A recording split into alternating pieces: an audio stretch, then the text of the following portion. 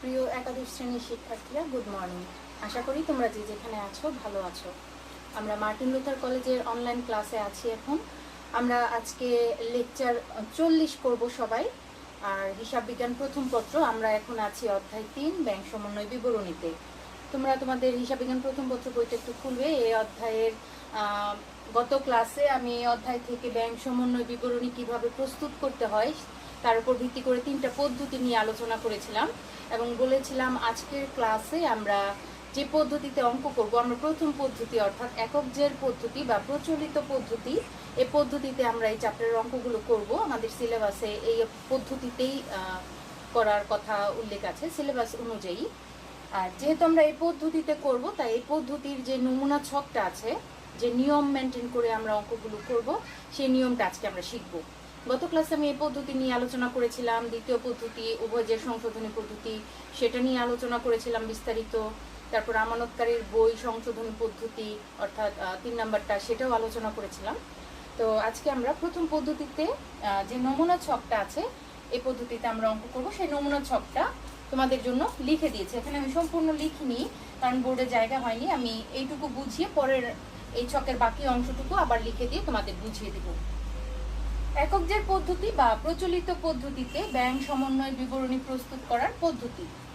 আর এখানে আমি লিখেছি নমুনা ছক।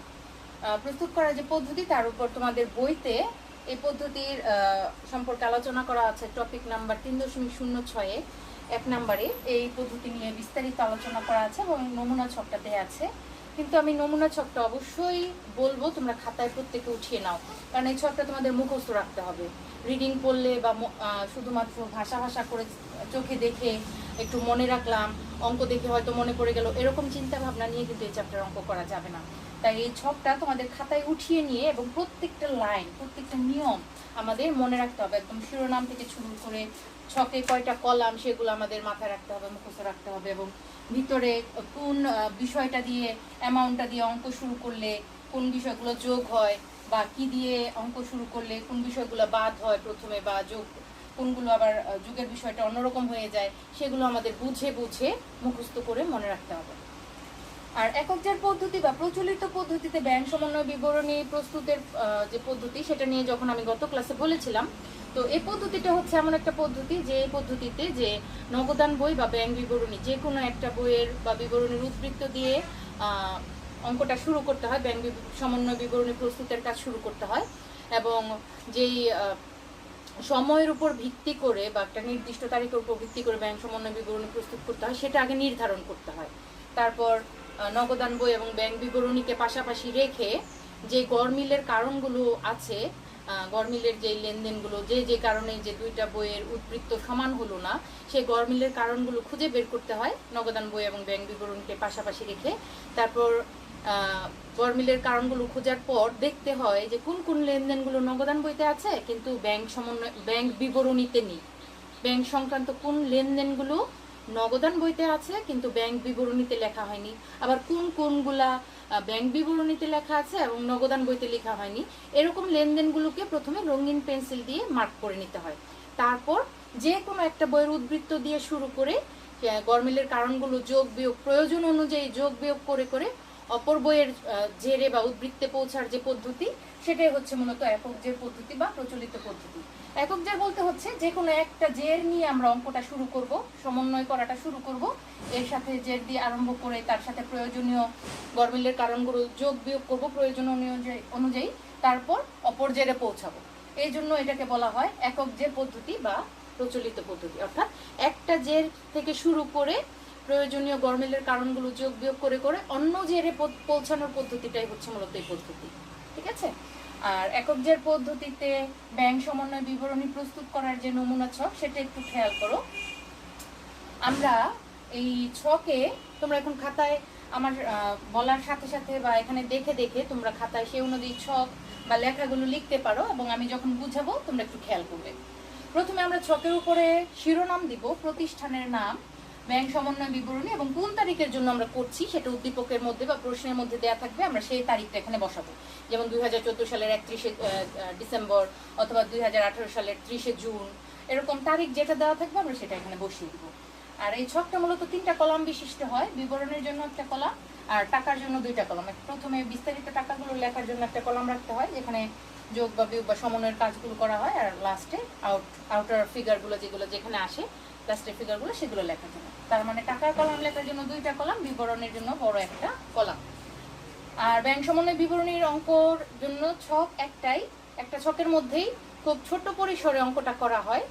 এখানে যোগের জন্য যে আইটেম 6টা আইটেম রাখা হয়েছে, সবসময় যে 6টাই থাকবে বা বিয়োগের অংশে আমরা যা যা দেখাবো সম্পূর্ণই যে থাকবে তা কিন্তু না, খুব ছোট অঙ্কে কিন্তু এই অঙ্কের সমাধানটা করতে হয়। তাই এই চ্যাপ্টার অঙ্কগুলো যদি আমরা নিয়মটা সঠিকভাবে মনে রাখি, তাহলে অঙ্কটা খুব কম সময়ে আমরা সঠিকভাবে সমাধান করতে পারবো। ঠিক আছে? আর এই চ্যাপ্টার থেকে অঙ্ক একটা অবশ্যই থাকে পরীক্ষায়, বিগত সালের বোর্ড কোশ্চেনগুলো অনুযায়ী আমি বলছি যে চ্যাপ্টার থেকে অঙ্ক একটা অবশ্যই আসবে, তো বাদ দেওয়ার কোনো স্কোপ নেই। আমরা শিরোনামটা কিভাবে লিখবো, এখানে যেভাবে বলেছি প্রতিষ্ঠানের নাম, ব্যাংক সমন্বয় বিবরণী, যে ছকের নাম আর তারিখটা দিব। বিবরণের কলামে আমরা শুরু করব যে কোনো একটা বিবরণীর উদ্বৃত্ত দিয়ে আমরা শুরু করব, হয় নগদান বই নয়তো ব্যাংকের যে রক্ষিত বই তাদের খতিয়ান হিসাব, যেটাকে আমরা ব্যাংক বিবরণী বলি। 2টা বইয়ের যে কোনো একটা উদ্বৃত্ত দিয়ে আমরা শুরু করব। যদি আমরা নগদান বইয়ের ব্যাংক জমার উদ্বৃত্ত দিয়ে শুরু করি, ঠিক আছে, যদি নগদান বই দিয়ে আমরা শুরু করি, তাহলে ব্যাংক জমার উদ্বৃত্ত, এখন ব্যাংক উদ্বৃত্ত বলতে কিন্তু ব্যাংক জমার উদ্বৃত্তকে বোঝাচ্ছে, ব্যাংক জমার। ঠিক আছে, যদি নগদান বইয়ের ব্যাংক উদ্বৃত্ত বা ব্যাংক জমার উদ্বৃত্ত দিয়ে শুরু করি, তাহলে আমাদের এই বিষয়গুলো যোগ করতে হবে। এখানে নগদান বইয়ের ব্যাংক জমার উদ্বৃত্ত বলতে কিন্তু ব্যাংক বিবরণীর উল্টা জেটটাকে বোঝাবে। অর্থাৎ এখানে যদি নগদান বইতে যদি ব্যাংক জমা হয়, ব্যাংক বিবরণীতে হবে ব্যাংক জমাতিরিক্ত। এখানে ব্যাংক জমাতিরিক্ত আর ব্যাংক জমাতিরিক্ত উত্তোলন একই কথা, ব্যাংক জমাতিরিক্ত যা ব্যাংক জমাতিরিক্ত উত্তোলন তাই। তাহলে আমরা যদি নগদান বইতে আমাদের ব্যাংক জমার উদ্বৃত্ত হয়, তাহলে আমরা বুঝবো আমাদের ব্যাংক বিবরণীতে তার উল্টা জেটটা হচ্ছে, ব্যাংক জমাতিরিক্ত উত্তোলন হচ্ছে। তাহলে আমরা যদি নগদান বইয়ের ব্যাংক উদ্বৃত্ত বা ব্যাংক জমার উদ্বৃত্ত, ব্যাংক উদ্বৃত্ত বলতে ব্যাংক জমার উদ্বৃত্তকে বোঝায়, ব্যাংক জমার উদ্বৃত্ত দিয়ে শুরু করি, অথবা ব্যাংক বিবরণীর ব্যাংক জমাতিরিক্ত দিয়ে শুরু করি, এটা মানেই এটা আর এটা মানেই এটা। অর্থাৎ প্রশ্নে এটাও লেখা থাকতে পারে, এটা না লেখা থেকে যদি এটা লেখা থাকে, তাহলে আমরা বুঝবো যে কোনো একটা থাকলে আমার এই বিষয়গুলো যোগ হবে। তাহলে নগদান বইয়ের ব্যাংক জমার উদ্বৃত্ত অথবা ব্যাংক বিবরণীর ব্যাংক জমাতিরিক্ত দিয়ে আমার যদি প্রশ্নটা বা উদ্ভোগের তথ্য অনুসারে অঙ্কটা শুরু হয়, ব্যাংক সমন্বয় বিবরণীর কাজটা শুরু হয়, আমরা উদ্বৃত্তটা এখানে প্রথমে লিখবো আউটার কলামে। আমাদের প্রশ্নের মধ্যে উদ্বৃত্ত দেয়া থাকবে যে নগদান বই অনুযায়ী ব্যাংক জমার উদ্বৃত্ত এত টাকা, তারপর কিছু তথ্য দেয়া থাকবে, সেগুলো নিয়ে আমার যোগ বিয়োগের কাজ করতে হবে, আমরা উদাহরণ দেখলে বুঝবো। অথবা বলা থাকতে পারে ব্যাংক বিবরণী অনুযায়ী ব্যাংক জমাতিরিক্ত উত্তোলন এত টাকা, অর্থাৎ এইটা অথবা এটা যে কোনোটা দেয়া থাকতে পারে। এখন আমরা দেখি এই 2টার যে কোনো একটা দেয়া থাকলে আমরা কিভাবে কোন বিষয়গুলো যোগ করব। আমরা উদ্বৃত্তটা প্রথমে লিখলাম, প্রশ্ন অনুযায়ী উদ্বৃত্ত যেটা আছে লিখলাম। এখন আমরা যোগ করব। এখানে আমি একটা জিনিস বলে নেই, নগদান বই অনুযায়ী যদি ব্যাংক জমার উদ্বৃত্ত বা নগদান বইয়ের ব্যাংক জমার উদ্বৃত্ত দিয়ে যদি অঙ্ক শুরু করি, অথবা ব্যাংক বিবরণী ব্যাংক জমাতিরিক্ত দিয়ে যদি শুরু করি, তাহলে এটা খুব সহজ একটা বিষয়। গত ক্লাসে আমি বলেছিলাম যখন একটু বিস্তারিত আলোচনা করেছিলাম, খুব সহজ একটা বিষয় আমাদের মনে রাখার জন্য, যে নগদান বইয়ের ব্যাংক জমার উদ্বৃত্ত দিয়ে অঙ্ক শুরু করলে সেই বিষয়গুলো যোগ করতে হয় যেগুলো ব্যাংক বিবরণীতে ব্যাংক বিবরণীর যোগফলকে বেশি করেছে, ব্যাংক বিবরণীর যোগফলকে বৃদ্ধি করেছে, কিন্তু নগদান বইয়ের যোগফলকে ব্যাংক কলামের যোগফলকে বিবরণীর তুলনায় কম করেছে, সেই বিষয়গুলো আমরা এখানে যোগ করে দেখাবো। অর্থাৎ নগদান বই এবং ব্যাংক বিবরণীকে আমরা পাশাপাশি রেখে গড়মিলের কারণগুলো খুঁজে বের করব, এবং যদি নগদান বইয়ের ব্যাংক জমার উদ্বৃত্ত দিয়ে আমার সমন্বয়টার কাজ শুরু হয়, তাহলে সেই ক্ষেত্রে যেই ব্যাংক সংক্রান্ত লেনদেনগুলো ব্যাংক বিবরণীর যোগফলকে বৃদ্ধি করেছে, সেই লেনদেনগুলো এখানে যোগ করব। অর্থাৎ ব্যাংক বিবরণীর যোগফল বেশি, নগদান বইয়ের যোগফল কম, সেই বিষয়গুলোকে আমরা এখানে যোগ করে দেখাবো। তাহলে বিষয়গুলো কি কি একটু খেয়াল করো। 1 নাম্বার হচ্ছে ইস্যুকৃত চেক। তোমরা লিখো ইস্যুকৃত চেক যা এখনো ব্যাংকে উপস্থাপিত হয়নি, সেটা আমরা যোগ করব। বড় করে তোমরা যোগ কথাটা এখানে লিখে নাও। এই যে দেখো যোগ মার্ক করে দিলাম, যোগ হাইলাইট করবে, মোটা করে লিখবে। তাহলে 1 নাম্বার লেনদেনটা হচ্ছে যদি এমন কোনো লেনদেন থাকে যে ইস্যুকৃত চেক যা ব্যাংকে এখনো উপস্থাপিত হয়নি, অর্থাৎ আমরা নগদান বইতে চেক ইস্যু করলে কি করি, প্রদানের সাইডে দেখে ব্যাংকে টাকা কমিয়ে দিই, কিন্তু চেকটা যতক্ষণ পর্যন্ত ব্যাংকে স্থাপিত না হয়, ব্যাংকে যতক্ষণ পর্যন্ত উপস্থাপিত না হয় ততক্ষণ পর্যন্ত কিন্তু ব্যাংকের টাকা কমে না। ঠিক আছে, ব্যাংকে তার আমাদের আমানতকারীর হিসাবে টাকাটা কমে যায় না। তাহলে ব্যাংক উপস্থাপিত হয়নি বলে ব্যাংকে টাকাটা বেশি রয়ে গেছে, ব্যাংক থেকে চলে যায়নি, তাহলে ব্যাংকে সেটা যোগফলকে বৃদ্ধি করেছে। তাহলে এটা যেহেতু ব্যাংকের যোগফলকে বৃদ্ধি করেছে, ব্যাংক বিবরণীর যোগফলকে, তাহলে এখানে আমরা সেটা নগদান বইয়ের জেরের সাথে যোগ করে দেখাবো, নিয়মটাই বলে। 2 নাম্বার হচ্ছে দেনাদার কর্তৃক সরাসরি ব্যাংকে জমা যা নগদান বইতে লেখা হয়নি। তাহলে দেনাদার যদি সরাসরি ব্যাংকে জমা দেয় তাহলে ব্যাংকে টাকা বাড়ে, আর ব্যাংকে টাকা বাড়লো মানে ব্যাংক জমার পরিমাণ বৃদ্ধি পেল। আর যে কারণে আমরা নগদান বইতে লিখতে পারিনি, কারণ ব্যাংকে দেনাদার সরাসরি জমা দিয়েছে, ব্যাংকের টাকা বৃদ্ধি পেয়েছে, কিন্তু আমরা এখনো মানে সেই তারিখে জানতে পারিনি। ঠিক আছে, দেনাদার তো সরাসরি গিয়েছে, তাৎক্ষণিকভাবে আমরা হয়তো জানিনি, আমরা নগদান বইতেও বাড়াতে পারিনি। তাহলে যেহেতু নগদান বইতে লেখা হয়নি, তাই এখন নগদান বইতে আমরা লিখে এটাকে বাড়িয়ে দিব, অর্থাৎ যোগ করব। ঠিক আছে, দেনাদার কর্তৃক সরাসরি ব্যাংকে জমা যা নগদান বইতে লেখা হয়নি। ব্যাংকে জমা দিলে নগদান বইতে আমরা ব্যাংক কলামে ডেবিট হিসেবে দেখাই টাকা বাড়লো, ব্যাংক বিবরণী তার খতিয়ানে আমাদের হিসেবে টাকাটা বাড়িয়ে দেখিয়েছে, কিন্তু আমরা বাড়াতে পারিনি, যোগ করতে পারিনি, তাই যোগ করে দেখালাম। 3, ব্যাংক কর্তৃক আদায়কৃত সুদ লভ্যাংশ এবং প্রাপ্য বিল যা এখনো নগদান বইতে লেখা হয়নি। এই কারণে সুদ আদায় করার কারণে, লভ্যাংশ পাওয়ার কারণে, প্রাপ্য বিলের টাকা আদায় করার কারণে ব্যাংক বিবরণী কিন্তু তার বইতে টাকার পরিমাণ বাড়িয়ে দেখিয়ে ফেলেছে, কিন্তু আমরা যেহেতু তাৎক্ষণিকভাবে তথ্যগুলো পাইনি, তাই নগদান বইতেও লিখতে পারিনি, আমরা বাড়াতে পারিনি। ব্যাংকে সরাসরি কাজগুলো হয়েছে, ব্যাংকে তার বিবরণীতে আমাদের হিসাবে টাকাটা বাড়িয়ে দেখিয়েছে, যোগফল বৃদ্ধি পেয়েছে, কিন্তু আমরা যেহেতু নগদান বইতে লিখতে পারিনি, তাই আমাদের উদ্বৃত্তটা কিন্তু এখনো বাড়েনি, তাই এখন যোগ করে এটা দেখাতে হবে। তাহলে 3টা আইটেম আমি আরেকবার রিডিং করি, তোমরা সাথে সাথে মনে মনে একদম আমার সাথে সাথে বলে একদম মাথায় নিয়ে ফেলবে, মুখস্থ করে ফেলবে।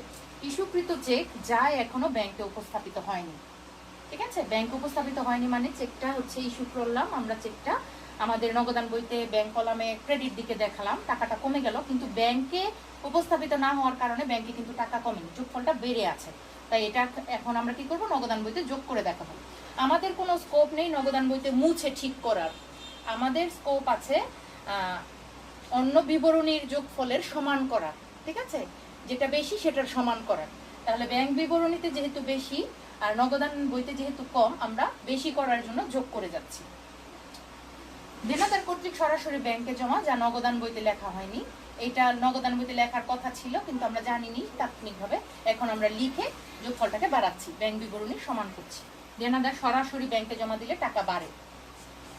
ব্যাংক কর্তৃক আদায়কৃত সুদ লভ্যাংশ প্রাপ্য বিল যা এখনো নগদান বইতে লেখা হয়নি, ব্যাংক এই বিষয়গুলোর জন্য টাকা আদায় করেছে, তার হিসাবে টাকা বেড়েছে, কিন্তু নগদান বইতে বাড়েনি, তাই যোগ করছি, এই যে যোগ। 4 নাম্বার ইস্যুকৃত চেক যা নগদান বইতে বেশি দেখানো হয়েছে। আমরা চেক যখন নগদান বইতে বেশি দেখাই, তখন সেই কারণে আমাদের যোগফলটা নগদান বইতে কমে যায়, কিন্তু ব্যাংক বিবরণীতে চেকটা যেহেতু এখন উপস্থাপিত হয়নি বা আমরা বেশি দেখিয়ে ফেলেছি, চেকটা হয়তো ঠিকভাবে ব্যাংকে উপস্থাপিত হয়েছে, কিন্তু বেশি দেখিয়েছি নগদান বইতে। ব্যাংকে হয়তো ঠিক দেখিয়েছে, এমনও হতে পারে যে চেক ইস্যু হয়েছে 200 টাকা, ব্যাংকে আমরা চেকের মধ্যে 200 টাকায় লেখা আছে, ব্যাংকেও উপস্থাপিত হয়েছে 200 টাকা অনুসারে, কিন্তু আমরা নগদান বইতে হয়তো বা 200 জায়গায় 400 লিখে ফেলেছি, অথবা 2000 লিখে ফেলেছি। তাহলে আমাদের 2000 দেখানোর বা বেশি দেখানোর কারণে যোগফলটা এখানে কমে যাচ্ছে, কারণ চেক ইস্যু করলে নগদান বইতে কিন্তু আমরা ক্রেডিট দিকে দেখাই, যে কারণে ব্যাংকের টাকা কিন্তু কমে যায়, আমরা কম দেখাচ্ছি, বেশি কম দেখাচ্ছি। ব্যাংক বিবরণীতে হয়তো সঠিকই দেখিয়েছে, কিন্তু ব্যাংকের তুলনায় আমরা বেশি কমিয়ে ফেলছি, তাহলে এখানে যতটুকু আমরা বেশি কমিয়ে ফেলছি বা বেশি দেখিয়েছি সেটা এখানে আমরা যোগ করে দিব, তাহলে ওই ব্যাংক বিবরণী সমান হয়ে যাবে, মানে সমান তথ্যটা সঠিক থাকবে। ব্যাংক বিবরণীতে যা দেখানো হয়েছে এখানে সেটাই দেখানো হবে। আমরা বেশি বাদ দিয়ে ফেলেছিলাম, এখানে যতটুকু বেশি বাদ দিয়েছিলাম ততটুকু আমরা এখানে কারেকশনের জন্য বেশি অংশটুকু যোগ করে দিব, যেটা বেশি বাদ দিয়ে ফেলেছিলাম বাদের অংশটুকু এখানে বেশিটুকু যোগ করে দিব। 5 নাম্বার ব্যাংকে জমাকৃত চেক যা ব্যাংক বিবরণীতে বেশি দেখানো হয়েছে। আচ্ছা, ব্যাংকে চেক জমা দেওয়া হয়েছে, ঠিক আছে, ব্যাংকে চেক জমা দিলে ব্যাংক টাকা বাড়ে, আমাদের নগদান বইতে হয়তো সঠিকই লিখেছি, কিন্তু ব্যাংক বিবরণীতে একটু বেশি দেখিয়ে ফেলেছি। এখন তো ব্যাংক বিবরণীতে আমাদের মুছে কারেকশন করার কিছু নেই, তো বেশি দেখানোর ফলে ব্যাংক বিবরণীতে কি হয়েছে, যোগফলটা বেড়ে গেছে।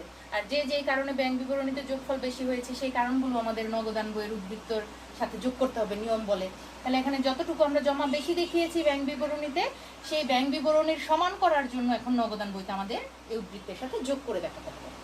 ঠিক আছে, তাহলে ব্যাংক বিবরণীর সমান যোগফল হয়ে যাবে। অর্থাৎ এখানে বেশি দেখিয়েছি, এখানে আর আমাদের এটা বাদ দেওয়া যাবে না। আর এখানে নগদান বইতে সে বেশি অংশটুকু এনে সেটাকে যোগ করে দেখাতে হবে। ব্যাংক কর্তৃক মঞ্জুরিকৃত সুদ 6 নাম্বার, এটা লাস্ট যোগের 6 নাম্বার আইটেম এবং লাস্টের আইটেম, যোগের অংশের লাস্টের আইটেম। ব্যাংক কর্তৃক মঞ্জুরিকৃত সুদ যা নগদান বইতে দেখানো হয়নি। ব্যাংক সুদ মঞ্জুর করেছে, ব্যাংকে টাকা জমা হয়েছে আমাদের নামে, ব্যাংক সেটা তার হিসাবে রেখেছে, আর যোগফলও বেড়েছে ব্যাংক বিবরণীতে, কিন্তু আমরা নগদান বইতে সঠিক সময়ে লিখতে পারিনি, যে কারণে যোগফলটা কম হয়েছে, এখানে উদ্বৃত্তটা কম হয়েছে। তাই এখন আমরা যেটা নগদান বইতে লিখিনি, ব্যাংক বিবরণীতে বেশি হয়েছে কিন্তু আমরা লিখিনি নগদান বইতে, এটা এখন নগদান বইতে আমরা যোগ করে দেখাবো। ঠিক আছে, তাহলে এই 6টা আইটেম তোমরা আরেকবার পড়বে খাতায় লিখে, যে কোন কোন লেনদেনগুলো থাকলে আর নগদান বইয়ের উদ্বৃত্ত দিয়ে প্রশ্নের উদ্দীপকটা শুরু হলে যদি সেই উদ্দীপক দিয়ে আমাদের কাজ করতে হয়, তাহলে কোন কোন লেনদেনগুলো আমাকে এখানে যোগ করতে হবে সেটা মুখস্থ করতে হবে। ঠিক আছে, মনে রাখতে হবে। মেন কথা হচ্ছে আমরা কি দিয়ে অঙ্কটা শুরু করছি সেটা হচ্ছে আমাদের প্রথম বিবেচনার বিষয়। যদি আমরা এইভাবে শুরু করি তাহলে এই বিষয়গুলো যোগ হবে, আর যদি এটার উল্টাটা দিয়ে শুরু করি তাহলে এই বিষয়গুলো বাদের অঙ্কে চলে যাবে। যাই হোক, আমরা যেহেতু নগদান বইয়ের ব্যাংক জমার উদ্বৃত্ত দিয়ে করছি, তাহলে যোগের বিষয়গুলো মনে রাখো। এখন আমরা দেখব কোন কোন বিষয়গুলো বাদ দিতে হবে। ঠিক আছে, যে যে বিষয়গুলো বাদ দিতে হবে এখন আমি তোমাদের জন্য সেটা লিখে দিচ্ছি। আর এই যে যোগ করলাম এই বিষয়গুলো, এই যে একত্রে যোগের অংশটুকু আমরা এখন টোটাল করে আউটার কলামে নিয়ে যাচ্ছি, আর আউটার কলামে আমরা যোগ করবো এই উদ্বৃত্তের সাথে, আমরা যেটা দিয়ে অঙ্কটা শুরু করলাম সেই উদ্বৃত্তের সাথে যোগ করে আমরা একটা যোগফল নামাবো। আমরা ক্লোজ করব না যোগফলটা, কারণ এই যোগফল থেকে আমাদের বাদের অংশে এখন যেতে হবে। এই যোগফল থেকে যে যে বিষয়গুলো বাদ দিতে হবে সেগুলো আমি লিখে দিব। এই যোগফলের কোনো নাম নেই। আর তোমরা খাতার নিশ্চয় একটা সম্পূর্ণ পৃষ্ঠায় ছকটা লেখা শুরু করেছো। ছকটা যদি তোমাদের উপরের অংশ হয়ে থাকে তাহলে এখানে তোমরা এই যোগফলের জায়গাটুকু বাদ রেখে একটা লাইন গ্যাপ রেখে নিচে বাদ কথাটা লিখো। এখন আমরা বাদের অংশে যাব। তাহলে আমি তোমাদের জন্য লেখার জন্য এই যোগের 3টা স্টার মানে যোগফলটাকে আমি এখন উপরে লিখে তারপর সেখান থেকে আমরা বাদের অংশ শুরু করি। ঠিক আছে, আমি সম্পূর্ণ এখন মুছে দেই, তারপর আমি বাদের অংশটা তোমাদের জন্য শুরু করি। তোমরা একটু খেয়াল করো।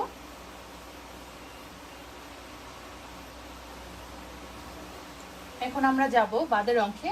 এই যোগের 3টা যে স্টার এটাকে আমরা উপরে নিয়ে আসি। ঠিক আছে, এই 3টা স্টারকে আমরা উপরে নিয়ে আসি যোগফলটাকে। এই যোগফল আসলো, যে এই যোগফলটা আমরা উপরে লিখলাম। এই যোগফলটার কোনো নাম নেই। আর এই যোগফলের নিচে এখন আমরা লিখবো খাতায় বাদ, এখানে লিখবো বাদ। ঠিক আছে, তোমরা তোমাদের খাতার নিচের দিকে লিখো, পুরো পৃষ্ঠা নিয়ে যদি একটা ছক শুরু করে থাকো তাহলে বাদের অংশে এখন আমরা যাব। বাদের অংশটা আমি লিখে দিচ্ছি তোমাদের জন্য। প্রথমে তোমাদের জন্য আছে ব্যাংকে জমাকৃত চেক যা এখনো ব্যাংক কর্তৃক আদায় হয়নি বলে ব্যাংক বিবরণীতে দেখানো হয়নি। এখানে বাদের অংশে সেই বিষয়গুলো বাদ দিতে হবে যেগুলো ব্যাংক বিবরণীর যোগফলকে কমিয়েছে। ঠিক আছে, সেগুলো এখানে বাদ দিতে হবে।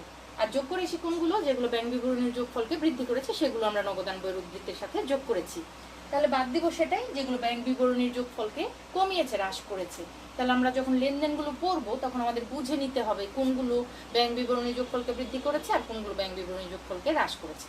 তাহলে আমি তোমাদের জন্য শুরু করি, তোমরাও লিখো।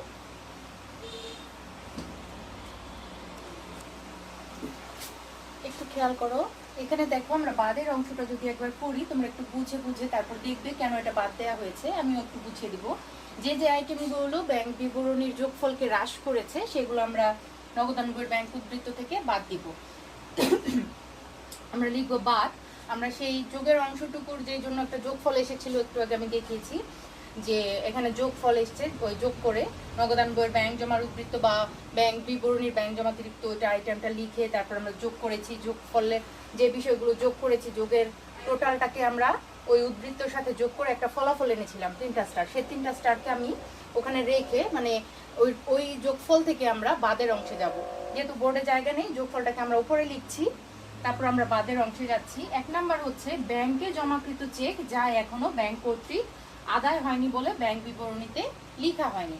ব্যাংকে একটা চেক জমা দেওয়া হয়েছিল যেটা আদায় করার জন্য, হয়তো কোনো প্রাপ্য বিলের টাকা বা দেনাদারের কাছ থেকে কোনো টাকা আদায়ের জন্য বা কোনো কিছু আদায়ের জন্য যে চেকটা জমা দেওয়া হয়েছিল, আমরা নগদান বইতে লিখেছিলাম যে সেটা জমা দেওয়া হয়েছে, কিন্তু ব্যাংক বিবরণীতে লেখা হয়নি, কারণ চেকটা জমা পড়েছে ঠিকই কিন্তু আদায় হয়নি, তাই ব্যাংকে লেখা হয়নি, তাই সেটা যোগফলকে হ্রাস করেছে, কমিয়েছে, তাই আমরা এখানেও সেটা বিয়োগ করে বা বাদের অংশে দেখাবো ব্যাংক বিবরণীর যোগফলকে হ্রাস করেছে।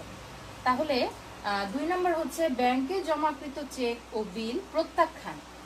ব্যাংকে কোনো চেক যদি জমা দেওয়া হয়, সেটা যদি আদায়ের জন্য জমা দেওয়া হয় বা বিল আদায়ের জন্য জমা দেওয়া হয়, সেই চেকটা যদি বাতিল হয়ে যায় বা প্রত্যাখ্যান হয়ে যায়, সেটা কিন্তু ব্যাংক বিবরণীর যোগফলকে হ্রাস করে। ঠিক আছে, সেই ক্ষেত্রে এমনও হতে পারে যে চেক ইস্যুর জন্য ব্যাংকে জমা দেওয়া হয়েছিল বা কোনো জমাকৃত চেক ব্যাংকে আমরা টাকা বাড়ানোর জন্য জমা দিয়েছি, সেই চেকটা প্রত্যাখ্যান হয়েছে, তখন ব্যাংকে টাকা কমে গেছে, কিন্তু আমরা জানি না বলে নগদান বইতে সেই সময় আমরা বাদ দিতে পারিনি।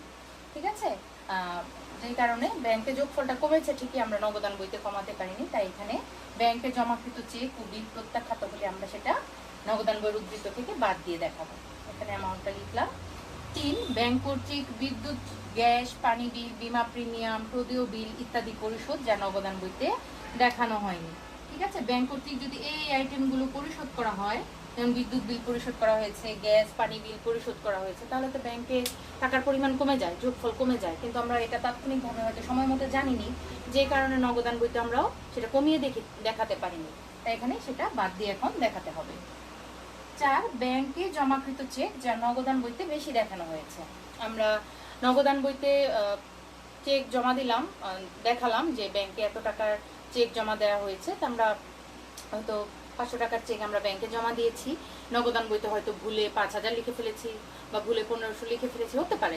আমরা হয়তো ব্যাংকে উপস্থাপিত হয়েছে সঠিকভাবে 500 টাকার চেক, সেই হিসাবে জমা পড়েছে 500 টাকায়, ব্যাংক বিবরণীতে লিখেছি, কিন্তু আমরা বেশি লিখে ফেলেছি। যেহেতু আমরা নগদান বই নিয়ে কাজ করছি, এখানে আমাদের বেশিটাকে বাদ দেওয়ার অপশন আছে, যেটা ব্যাংক বিবরণীর যোগফলকে কমিয়েছে। ঠিক আছে, আমরা নগদান বইতে বেশি দেখিয়েছি, কিন্তু ব্যাংক বিবরণীতে তো কম দেখানো হয়েছে, যে কারণে ব্যাংক বিবরণীর যোগফল কম আছে। তাহলে ওই বেশির অংশটুকু, যতটুকু আমরা নগদান বইতে বেশি দেখিয়েছি বা যতটুকু ব্যাংক বিবরণীতে দেখানো হয়নি, সেই অংশটুকু আমরা এখানে বাদ দিয়ে দেখাবো। 5, ইস্যুকৃত চেক ব্যাংক বিবরণীতে বেশি দেখানো হয়েছে। আচ্ছা, চেক ইস্যু করা হলে আমরা নগদান বইতে ব্যাংকের কলামে লিখি ক্রেডিট দিতে, অর্থাৎ ব্যাংকে টাকা কমে যায়। সেই চেকটা যখন ব্যাংক টাকাটা পরিশোধ করে, ইস্যুকৃত চেকের টাকাটা যখন পরিশোধ করে দেয়, যদি ব্যাংক তার বিবরণীতে ইস্যুকৃত চেকের টাকাটা বেশি দেখায়, তাহলে সেই বেশির কারণে যোগফলটাও কিন্তু কমে যায় বেশি। নগদান বইতে হয়তো ঠিকভাবে লিখেছি, নগদান বইতে হয়তো উদ্ধৃতটা ঠিকই আছে, কিন্তু ব্যাংক বিবরণীতে বেশি বাদ দেওয়ার কারণে যোগফলটা কিন্তু হ্রাস পেয়েছে। তাহলে যতটুকু বেশি বাদ দেওয়া হয়েছে, এখন তো আমরা ব্যাংক বিবরণীতে সঠিক করতে পারবো না, তাই যেটা ব্যাংক বিবরণীর যোগফলকে হ্রাস করেছে, আমরা নগদান বইতে অতটুকু বাদ দিয়ে আমরাও হ্রাস করে দেখাবো। 6 নম্বর, ব্যাংক কর্তৃক ধার্যকৃত সুদ ও চার্জ যা নগদান বইতে দেখানো হয়নি। তাহলে ব্যাংক সুদ বা চার্জ ধার্য করে তার আমানতকারীর হিসাব থেকে কিন্তু টাকাটা কেটে নেয়, ব্যাংকে টাকা কিন্তু কমে যায়, সেটা ব্যাংক বিবরণীতে সঠিক সময়ে সঠিকভাবে লেখা হয়েছে, কিন্তু আমরা হয়তো জানি নাই সঠিক সময়ে, যে কারণে নগদান বইতেও আমরা বাদ দিয়ে দেখাতে পারিনি। তাই আমরা যখন দেখলাম এই উদ্দীপকের প্রশ্ন অনুযায়ী, আমরা সঠিক যখন দেখলাম যে নগদান বইতে লেখা হয়নি, আমরা নগদান বইতে লিখে বাদ দিয়ে দিলাম, বা এখানে লিখে ব্যাংক সমন্বয় বিবরণীতে লিখে বাদের অংশে লিখে বাদ দিয়ে দিলাম। তাহলে এই বাদের এই 6টা আইটেম এবং যোগের এই 6টা আইটেম, যোগের 6টা আইটেম আমাদের মুখস্থ রাখতে হবে, বাদের 6টা আইটেম আমাদের মুখস্থ রাখতে হবে, এবং এই আইটেমগুলো কখন যোগ হচ্ছে কখন বিয়োগ হচ্ছে, কোন উদ্ধৃত দিয়ে শুরু করলে যোগ হয় বিয়োগ হয়, সেগুলো আমাদের মাথায় রাখতে হবে। আমি এটা শেষ করে একটু ছোট নোট লিখে দিব, যেন তোমরা মনে রাখতে পারো যে কোন উদ্ধৃত দিয়ে শুরু করলে ওই বিষয়গুলো যোগ করতে হয়, যেটা একটু আগে যোগ করে দেখিয়েছি, এবং কোন উদ্ধৃত দিয়ে শুরু করলে যোগের বিষয়গুলো বাদে চলে আসে, বাদের বিষয়গুলো যোগে চলে যায়। তাহলে আমি আরেকবার একটু রিডিং করি বাদের অংশটুকু। আমরা অঙ্কটা শুরু করেছিলাম নগদান বইয়ের ব্যাংক জমার উদ্ধৃত, বা ওইটাকে আমরা ব্যাংক বিবরণী হিসেবে বলতে পারি ব্যাংক জমাতিরিক্ত, সেটা দিয়ে শুরু করলে আমাদের যোগের 6টা আইটেম, সেটা একটু লিখেছি শিখেছি। এখন বাদের যে আইটেমগুলো, সেটা হচ্ছে ব্যাংকে জমাকৃত চেক যা এখনো ব্যাংক কর্তৃক আদায় হয়নি বলে ব্যাংক বিবরণীতে লেখা হয়নি, টাকাটা এখানে লিখবো। 2, ব্যাংকে জমাকৃত চেক ও বিল প্রত্যাখ্যান, ব্যাংকে টাকা বাড়ানোর, ব্যাংকে আমরা চেক বা টাকা চেক জমা দিয়েছি বা বিল জমা দিয়েছি, আমরা নগদান বইতে বেশি দেখিয়েছি, জমা দেওয়ার কারণে ব্যাংকে টাকা বেশি হয়েছে, কিন্তু সেই চেক বা বিলটা যখন ব্যাংক কর্তৃক প্রত্যাখ্যাত হয়ে যায়, ব্যাংকে কিন্তু টাকা কমে যায়, আমরা কিন্তু নগদান বইতে তাৎক্ষণিকভাবে জানতে পারি না বলে টাকাটা কমাতে পারি না। তাই এখন লেনদেনটা দেখে যখন দেখলাম বিলটা প্রত্যাখ্যান হয়েছে, আমরা এখানে বাদ দিয়ে দেখালাম, অর্থাৎ ব্যাংক বিবরণীতে টাকা কম হয়েছে, যোগফলটাকে হ্রাস করেছে এই লেনদেনটা এখন আমরা নগদান বইতে হ্রাস করে দেখাবো। 3, ব্যাংক কর্তৃক বিদ্যুৎ, গ্যাস, পানি বিল, বীমা প্রিমিয়াম, প্রদেয় বিল ইত্যাদি পরিশোধ যা নগদান বইতে লেখা হয়নি। পরিশোধ করা হলে ব্যাংকে টাকা কমবে, তাই আমরা নগদান বইতে যেহেতু কমাইনি এখানে কমিয়ে দেখাবো, বাদ দিয়ে দেখাবো। 4, ব্যাংকে জমাকৃত চেক যা নগদান বইতে বেশি দেখানো হয়েছে। ব্যাংকে জমাকৃত চেক আমরা নগদান বইতে বেশি দেখানোর কারণে নগদান বইতে আমরা ব্যাংক বিবরণীতে সঠিক দেখিয়েছি, কিন্তু নগদান বইতে বেশি দেখানোর কারণে এখানে ব্যাংক বিবরণীতে যোগফল কম, নগদান বইতে বেশি হয়ে আছে, তাই নগদান বইতে আমরা কমিয়ে দেখাবো। এখন যেহেতু বিবরণীতে কম, তাহলে সেই অংশটুকু আমাদের এখানে বাদ দিয়ে কমাতে হবে। 5, ইস্যুকৃত চেক ব্যাংক বিবরণীতে বেশি দেখানো হয়েছে। ইস্যুকৃত চেক ব্যাংকে বেশি দেখানো হলে ব্যাংকে টাকার পরিমাণ কমে, যে কারণে নগদান বইতে আমরা দেখাইনি বলে, বাদ দেইনি বলে নগদান বইতে এটা বাদের অংশে রাখতে হবে। এই শব্দগুলো তোমরা খেয়াল রাখবে, কোনটা কোনটা ইস্যুকৃত চেক আর কোনটা জমাকৃত চেক, ঠিক আছে? এগুলো একটু মাথায় রাখবে। পাওনাদারকে চেক ইস্যু করা হলে বা প্রদেয় বিল পরিশোধের জন্য চেক দেওয়া হলে সেগুলো ব্যাংকে টাকার পরিমাণ কমায়, আর ব্যাংকে জমা দেওয়া হলে, চেক জমা দেওয়া হলে আদায়ের জন্য হোক বা টাকা মানে টাকা জমা দেওয়ার জন্য হোক বা দেনাদারের কাছ থেকে চেক পেয়ে সেটা জমা দেওয়া হোক, সেই জমাকৃত চেক কিন্তু ব্যাংকে টাকার পরিমাণ বাড়ায়। এটা হচ্ছে আদায়ের জন্য জমাকৃত চেক, ঠিক আছে? বা ব্যাংকে টাকা জমা দিলাম, জমা টাকা বাড়ার জন্য জমাকৃত চেক, এগুলো হচ্ছে ব্যাংকে টাকার পরিমাণ বৃদ্ধি করে। আর ইস্যুকৃত চেক কিন্তু ব্যাংকে টাকার পরিমাণ কমিয়ে দেয়। এগুলো একটু মাথায় রাখবে যে আসলে কি কি করা হচ্ছে, কোন ঘটনাগুলো ঘটছে, কোন ব্যাংক সংক্রান্ত লেনদেনগুলো ঘটছে, যেই কারণে ব্যাংক বিবরণীতে আমার যোগফলটা কম আছে, নগদান বইতে বেশি আছে, এখন আমার নগদান বইটা কমাতে হবে, এই বিষয়গুলো বুঝতে হবে। 6, ব্যাংক কর্তৃক ধার্যকৃত সুদ ও চার্জ যা নগদান বইতে লেখা হয়নি। ব্যাংক কর্তৃক সুদ বা চার্জ ধার্য করা হলে এটা খরচ, ব্যাংকে টাকা কমে যায়, আর যে কারণে যোগফলটাও ব্যাংক বিবরণীতে কম হয়, আর আমরা জানি না নগদান বইতে, তাই লিখতে পারিনি সঠিক সময়ে। এখন সেটা নগদান বইতে দেখানো হয়নি বলে আমরা এখন, যেহেতু এটা টাকার পরিমাণ কমায়, আমরা নগদান বইতে কমিয়ে দেখাবো নগদান বইয়ের উদ্বৃত্ত অনুযায়ী। তো এই বাদের অংশগুলো আমরা সবগুলো যোগ করে এখানে বাদের অংশের যোগফলটা বসাবো, অর্থাৎ টোটাল আমার কত বাদ দিতে হবে। ওই উপরে মানে যোগের অংশটা উদ্বৃত্তের সাথে যোগ করার পর আমরা যে প্রথম অংশটা যোগ করেছিলাম, সেই যোগের অংশ থেকে আমার এই বাদের অংশটা এখন বাদ দিতে হবে। টোটাল টাকাটা বাদ দেওয়ার পর যে ফলাফলটা আসবে সেটাকে আমরা ডাবল দাগ দিয়ে ক্লোজ করে দেবো। আমার অঙ্ক কিন্তু শেষ, এবং এই ফলাফলটার নাম হচ্ছে, এই টোটাল টাকাটা যোগ করে বাদের অংশের টাকাটা যোগ করে যখন আউটার ফিগারে নিয়ে যাবো, এটার কোনো নাম নেই, কিন্তু এই ফলাফলটা লাস্টে যে আসবে, এই যে এটা থেকে আমরা এখন এই যে টাকাটা আমরা এটা কিন্তু এখন বাদ দিচ্ছি, মাইনাস করছি, কারণ এই যে বাদ, ঠিক আছে, বাদ দিচ্ছি। বাদ দেওয়ার পর যে একটা ফলাফল আসবে, সেই ফলাফলটার নাম হচ্ছে, যে উদ্বৃত্ত দিয়ে আমি অঙ্ক শুরু করেছিলাম, আমরা সেই উদ্বৃত্ত থেকে অন্য বিবরণী বা অন্য বইয়ের উদ্বৃত্তটা এখন আমরা লিখব। আমরা নগদান বইয়ের ব্যাংক জমার উদ্বৃত্ত দিয়ে শুরু করেছিলাম, আমরা এই একক জের পদ্ধতিতে অন্য জেরে পৌঁছাই, ঠিক না? একটা জের দিয়ে শুরু করি, অন্য বইয়ের জেরে গিয়ে পৌঁছাই। আমরা নগদান বইয়ের জের দিয়ে শুরু করেছিলাম, তাহলে আমরা পৌঁছেছি ব্যাংক বিবরণীর জেরে। তাহলে নগদান বইয়ের ব্যাংক জমার উদ্বৃত্ত দিয়ে শুরু করেছি, আমরা এখানে লিখব ব্যাংক বিবরণী অনুযায়ী ব্যাংক জমার উদ্বৃত্ত। আর এখানে আমরা, অথবা যদি আমরা ব্যাংক বিবরণীর ব্যাংক জমাতিরিক্ত দিয়ে শুরু করি, আমরা পৌঁছাবো নগদান বইয়ের ব্যাংক জমাতিরিক্ততে। অর্থাৎ যেটা দিয়ে শুরু করব অন্য বইয়ের সেই উদ্বৃত্তের নাম লিখব। নগদান বই দিয়ে শুরু করেছি, যে উদ্বৃত্ত দিয়ে আমরা ফলাফলটা লিখব ব্যাংক বিবরণীর সেই উদ্বৃত্ত। আর ব্যাংক বিবরণীর যে উদ্বৃত্ত দিয়ে শুরু করেছি, আমরা ফলাফলটা লিখব নগদান বইয়ের সেই উদ্বৃত্ত, ঠিক আছে? এইভাবে লিখতে হবে। তাহলে ব্যাংক বিবরণী অনুযায়ী ব্যাংক জমার উদ্বৃত্ত অথবা নগদান বই অনুযায়ী ব্যাংক জমাতিরিক্ত। তারপর আমরা ছকটা পুরোটা ক্লোজ করে দিব। আমি যতবারই বুঝাবো, যতই রিডিং করবো, সেটা তোমরা একবারে সাথে সাথে হয়তো মুখস্থ করতে পারবে না। মুখস্থ করার জন্য এবং ভালো করে বুঝে বুঝে করার জন্য, মনে রাখার জন্য তোমাদেরকে অনেকবার এটা করতে হবে, রিডিং করতে হবে, হাত দিয়ে ঢেকে, চোখ বন্ধ করে, যেভাবে তোমরা ছোটবেলা পড়া মুখস্থ করতে সেইভাবে। তো এটা অবশ্যই আমাদের মুখস্থ রাখতে হবে। এটা মুখস্থ না রাখলে আমরা কোনো অঙ্কই করতে পারবো না, ঠিক আছে? তাহলে মনে রাখতে, বুঝতে হবে প্রথমে। এখন আমি যে নোটটা তোমাদের জন্য লিখে দিব, আশা করি সম্পূর্ণ ছকটা তোমরা লিখেছো একদম শুরু থেকে শেষ পর্যন্ত, যুগের অংশ, বাদের অংশ, এবং সঠিকভাবে লিখেছো নিশ্চয়ই। কোনটা নগদান বইতে দেখানো হয়নি, কোনটা ব্যাংক বিবরণীতে দেখানো হয়নি, বা বেশি দেখানো হয়েছে, কম দেখানো হয়েছে, এগুলো তোমরা নিশ্চয়ই দেখবে সঠিকভাবে লিখেছো, এবং সেই অনুযায়ী তোমরা শিখবে। এখন আমি তোমাদের জন্য একটা ছোট্ট নোট লিখে দিব। এই ছকের নিচে তোমরা নোটটা লিখবে, ছকটা মনে রাখার জন্য। সেই নোটটা হচ্ছে, তোমরা ছকটা ক্লোজ করে দাও। 6টা আইটেম আমরা শিখলাম, যোগে 6টা, বাদের 6টা। এখন যে নোটটা আমি লিখব,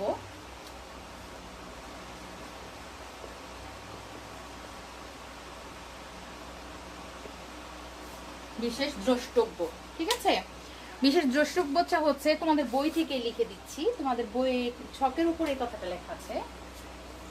লেখাটা এরকম, এটা একটা নোট। যদি নগদান বইয়ের, এটা মনে রাখার জন্য ভেরি ভেরি ইম্পর্টেন্ট লিখে রাখবে, অথবা ট্রিপল স্টার দিয়ে রাখবে মনে রাখার জন্য, ঠিক আছে? এটা মনে রাখার জন্য অবশ্যই। যদি নগদান বইয়ের ব্যাংক জমার, ঠিক আছে? ব্যাংক উদ্বৃত্ত বলতে ব্যাংক জমার উদ্বৃত্তকেই বোঝায়। যদি নগদান বইয়ের ব্যাংক উদ্বৃত্ত বা ব্যাংক বিবরণীর ব্যাংক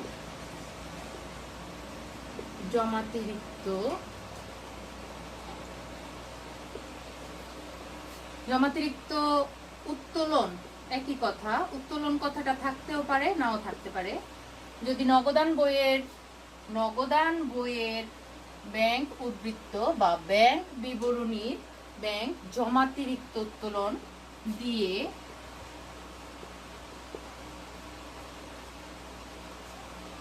ব্যাংক সমন্বয় বিবরণী প্রস্তুতের কাজ শুরু হয়,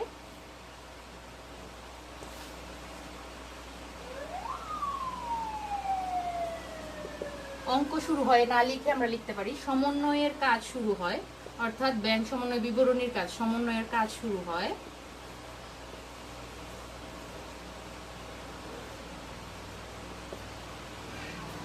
তবে উপরোক্ত, আমরা যে ছকটা একটু আগে শিখলাম, উপরে, এটা তো ছকের নিচে লিখবো, তাই উপরোক্ত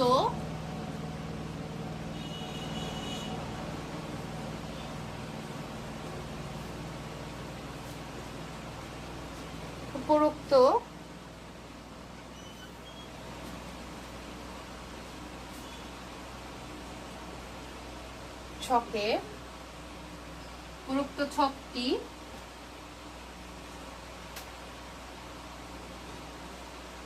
ছকের যোগ এবং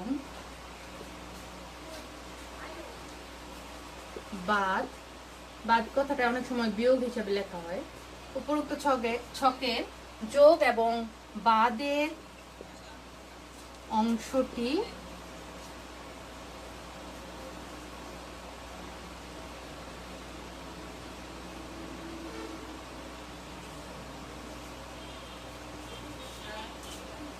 ঠিক থাকবে।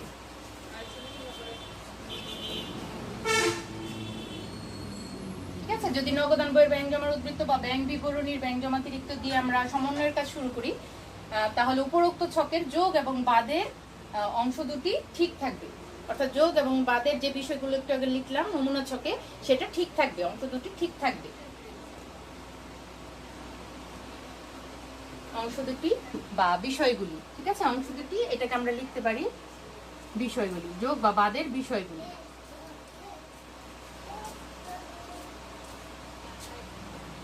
ঠিক থাকবে। কিন্তু যদি, এইবার হচ্ছে মনে রাখার বিষয়, যদি ব্যাংক বিবরণীর, যদি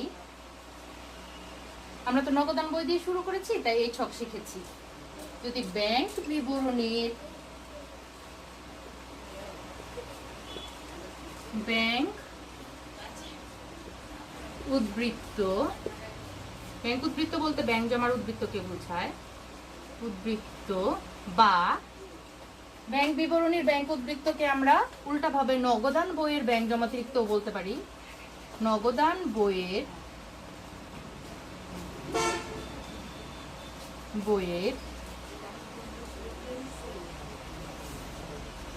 ব্যাংক জমাতিরিক্ত। দেখো সম্পূর্ণ বিষয়টা কিন্তু উল্টা, যেটা শুরুতে লিখেছি তার উল্টাটা কিন্তু এখানে লিখছি। ব্যাংক উদ্বৃত্ত বা নগদান বইয়ের ব্যাংক জমাতিরিক্ত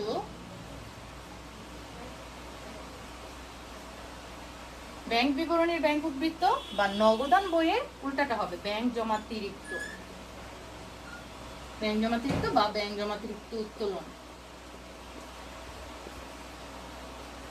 দিয়ে সমন্বয়ের কাজ। এটা নোটটা তোমরা অবশ্যই খাতায় লিখে রাখবে। এটা অঙ্ক করার জন্য সবচেয়ে বেশি মনে রাখতে হবে এবং সবচেয়ে বেশি জরুরি। এটা যদি মনে সঠিকভাবে থাকে তোমাদের, তাহলে যোগ এবং বাদের বিষয়গুলো মুখস্থ থাকলে তোমরা যে কোনো কাজটা করে সঠিকভাবে ব্যাংক সমন্বয় বিবরণটা করতে পারবে। সমন্বয়ের কাজ শুরু হয় তবে উপরোক্ত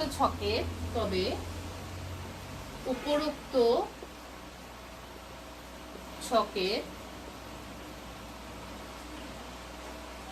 যোগ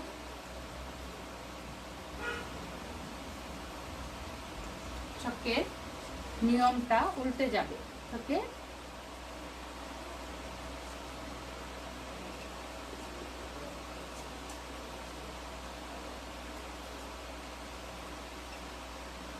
উল্টো, উপরোক্ত ছকের নিয়মটা উল্টো হবে, অর্থাৎ যোগে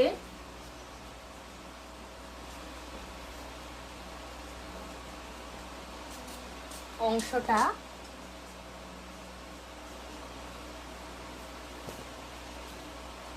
বাদ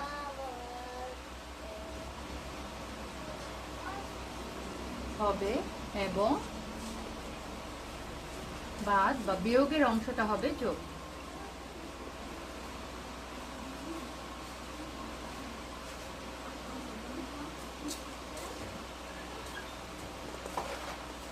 অংশটা যোগ হবে। ঠিক আছে, এটা হচ্ছে তোমাদের জন্য নোট এবং তোমরা খাতায় লিখে রাখবে। এই কথাটা আগে ভালো করে মুখস্থ করবে, মনে রাখবে, বুঝবে।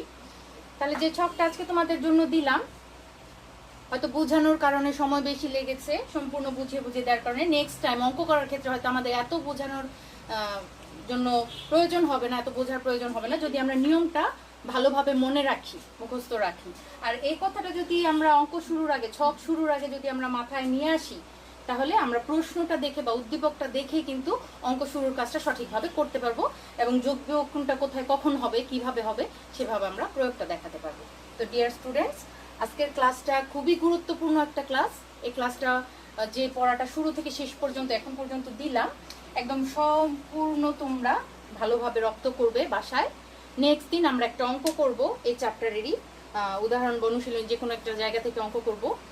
আর তোমরা প্রয়োজনে কি ধরনের প্রশ্ন থাকে বা কিভাবে সমাধান করতে হয়, এই জন্য তোমরা উদাহরণ 1, 2, 4 এই এককজের পদ্ধতির প্রথম দিকের 2-1টা উদাহরণ তোমরা একটু দেখে রাখবে। কোন উদ্বৃত্ত দিয়ে শুরু করলে কি যোগ হচ্ছে, কি বাদ হচ্ছে, নিয়ম অনুযায়ী হচ্ছে কিনা, আমি যেভাবে আজকে লিখে দিয়েছি, একদম নোটটা যেভাবে লিখে দিয়েছি সেগুলো ফলো করা হচ্ছে কিনা একটু দেখবে, তাহলে তোমরা অঙ্ক করার ক্ষেত্রে আরো ভালোভাবে বুঝবে। ডিয়ার স্টুডেন্টস, সবাই ভালো থাকো, সুস্থ থাকো। পরবর্তী ক্লাসে আবার সবার সাথে কথা হবে। ধন্যবাদ সবাইকে।